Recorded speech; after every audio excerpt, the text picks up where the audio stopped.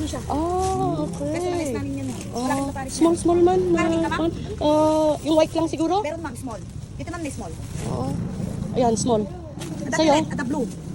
Pareho lang kami na White white. na ma'am. Anong size pack ma'am? Small at saka Small din dalawang nata siya. small. Ito na sir. Oh. Ano pa ma'am? Isukat mo man. Yes, ma'am. Sabihin.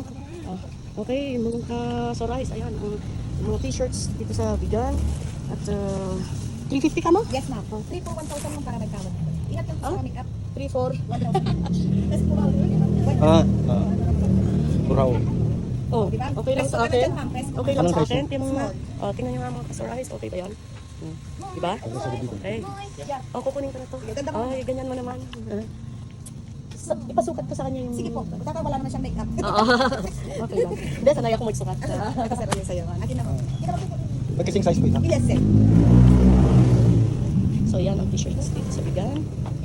Ito magkano ka mo? 100 yun. 100. Okay. Ito lang kasi yung mahal kasi yung tela niya mas maganda. At saka, bundado siya. oo. Ano saan yung sunglasses ko? Masigip sa'yo? Ha? Okay din? Okay na? Okay na yan. Ano ba size ito? Small sir. Small. Oo, pareho na tayo. Ito okay lang. Oo. Okay lang. Mas tama nga sa'yo. 1,000 na lang. Para sa'yo naman Hindi ibabayad ko doon sa pan. 700, 800, 900 na Oo, sa'yo ma'am. okay. Kasi 200 yung pan mo. Yung Okay. balkot siya ma'am. Apo. Okay, mga kasor eyes. Sandali. I'll see you on the next video. See ya! Okay, so mga kasor eyes, dito lang daw matatagpuan itong t-shirt na 350 each. 3,000 pesos. Yan. Talagang, ano siya. Anong tawag dito?